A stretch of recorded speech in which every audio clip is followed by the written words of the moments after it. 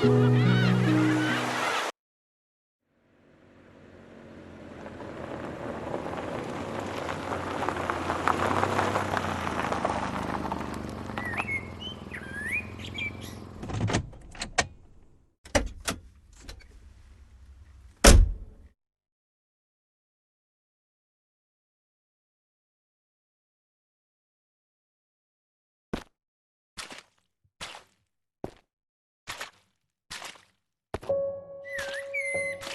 like to go for long walks, walks that cleanse the lungs and cleanse the spirit.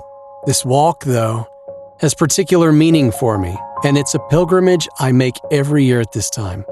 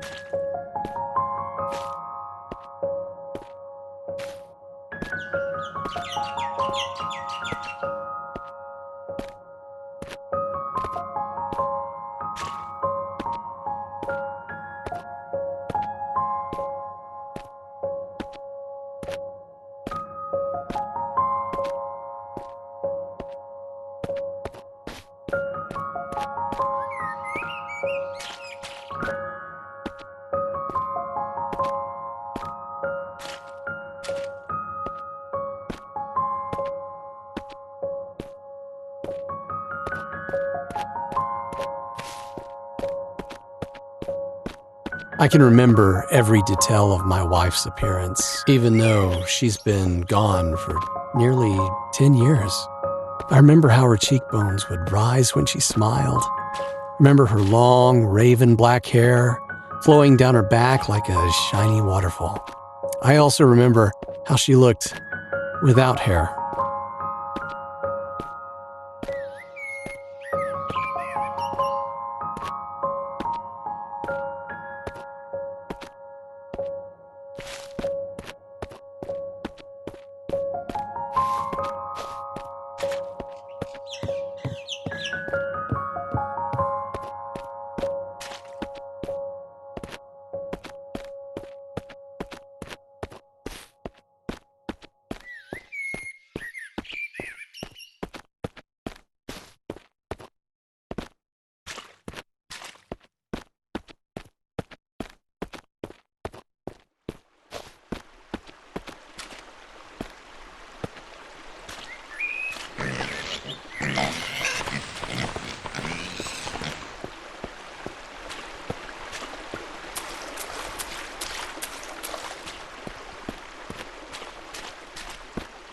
She was still beautiful, and she could still smile, but not as often as she used to. The sickness came and went quickly enough, but when it went, it took her with it. I was only 31 years old at the time. She, 33, and our daughter, Emily, had only recently turned 6.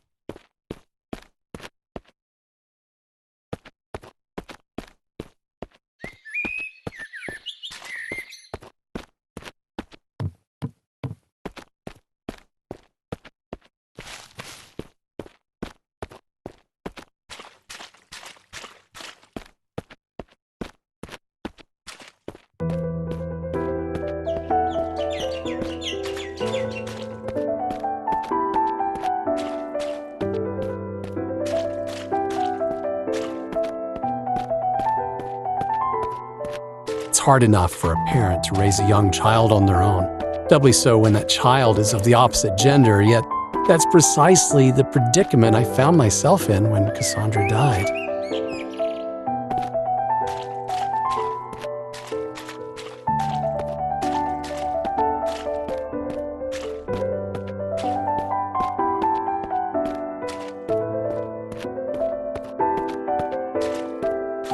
By all means, both sets of grandparents did their best to help out, but my pride dictated that I could only ask so much of them. I needed to prove to everyone, not at least of all myself, that I could do this. I had no desire to be the all but absent father that my own had been, but an endeavor to spend as much time as I could caring for my daughter in the most direct way possible. I won't deny that the odd drink came in handy during this early period, but it was yet to become a problem.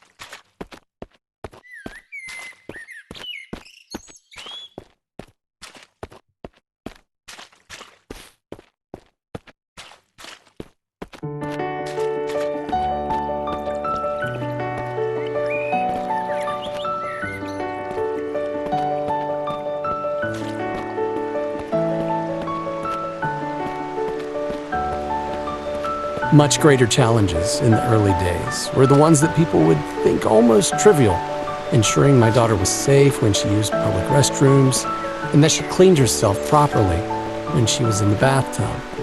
Responsibilities that would normally fall upon the female parent when there is one. Emily was still very young at the time, of course, but old enough to feel awkward that her father was checking in on her during her more private moments.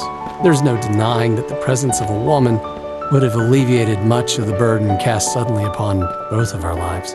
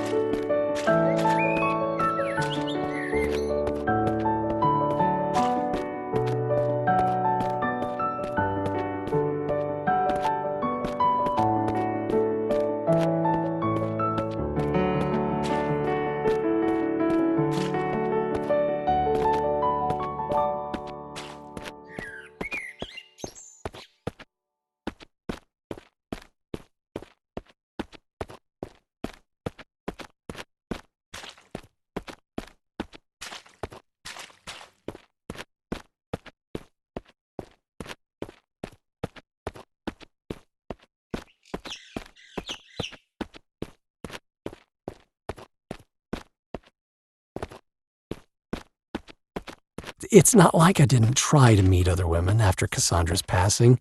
I even went on the odd date, but, well, between my teaching job and my responsibilities as a single parent, It was hard to not only find the time, but to find someone to babysit for the evening without calling upon the goodwill of the grandparents yet again. Most of all, though, it was impossible to find someone to fill the yawning void that Cassandra had left in her wake.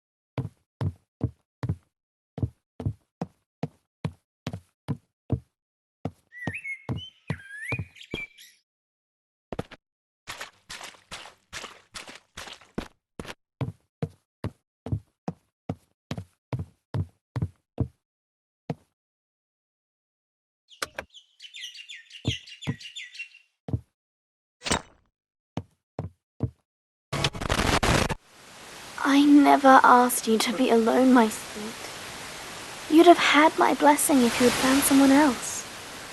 All I would have asked was that she be a good mother to Emily.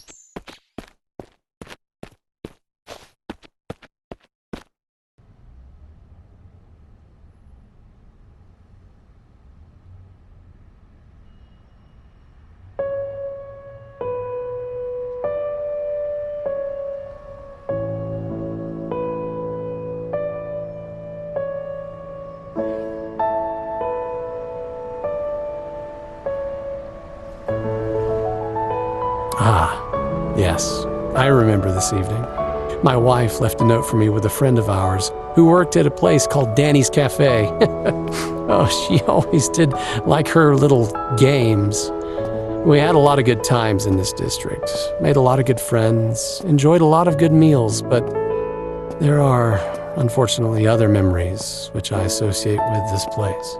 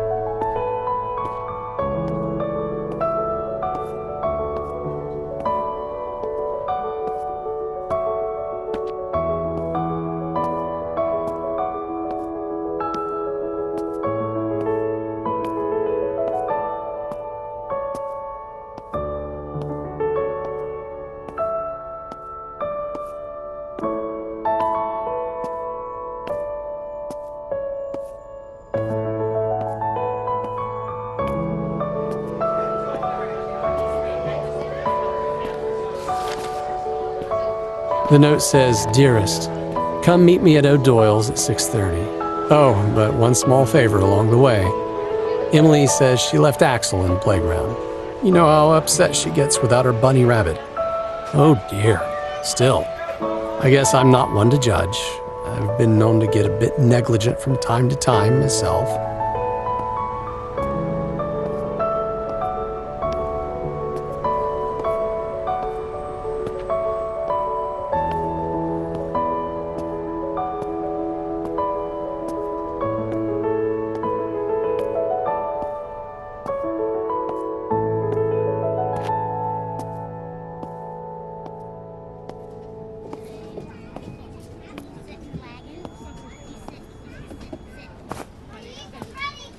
That's one errand run. Next stop, O'Doyle's.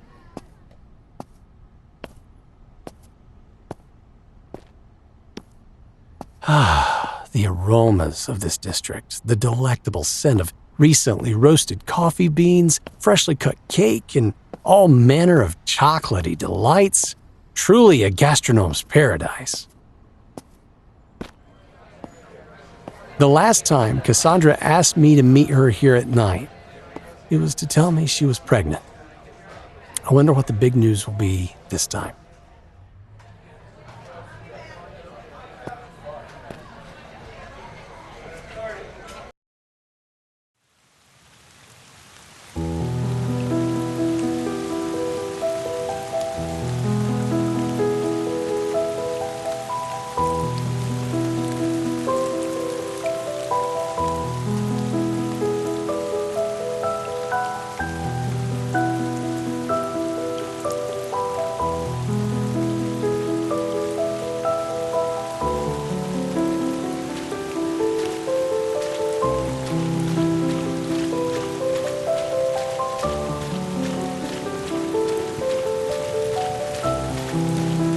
Somehow, teaching children of early high school age had done little to prepare me for the task of raising a child not many years younger.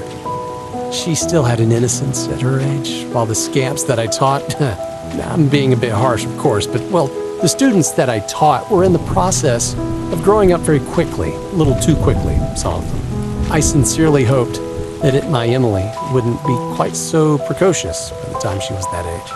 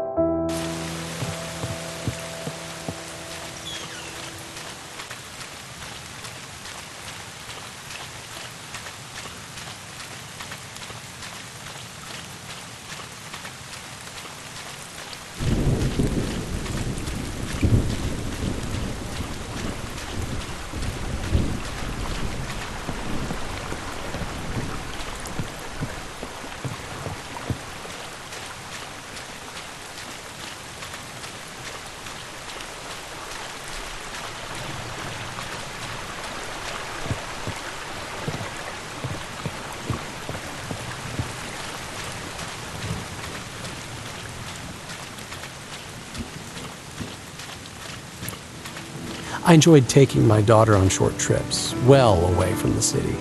I didn't want her knowing nothing but schools and streets, which my own life almost seemed to consist of. I figured she needed to breathe a bit of nature every once in a while, enjoy a bit of fresh air. It's one thing to civilize a child, but another to deny them their childhood altogether. We both seemed to like the beach, especially.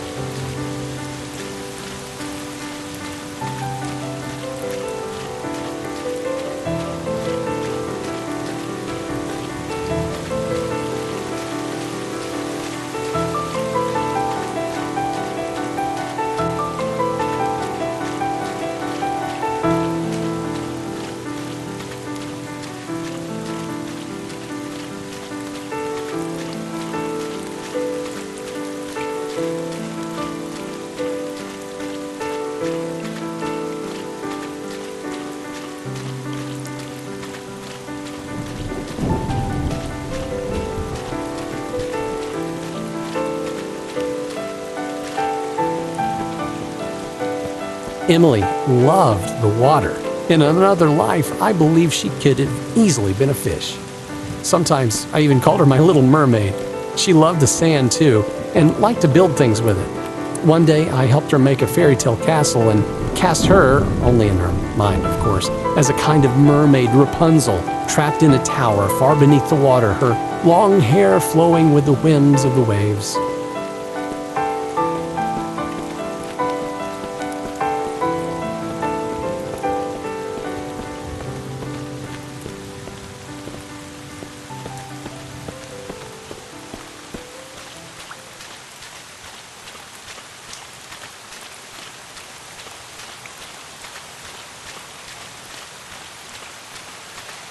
"Would you be my prince and come save me, Daddy?" she asked.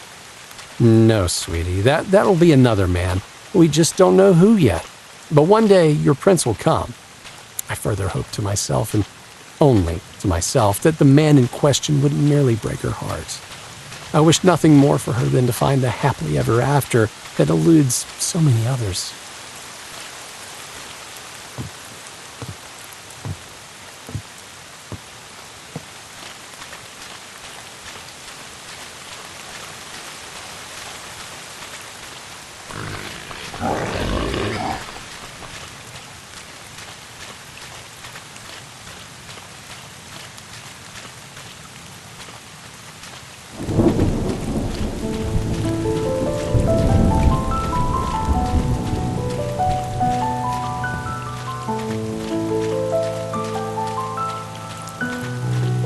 For a brief time, when Emily was 7 years old, I managed to get involved with another woman for all of 6 months, another teacher at the same high school. When that ended, we did our best to go back to just being friends and colleagues, but it wasn't long before the woman in question happened to find herself a job at another school. I never knew whether I was the primary cause for her leaving, but knew that it was probably for the best. She only met Emily once. I don't think Emily liked her very much. Yeah, it was probably for the best.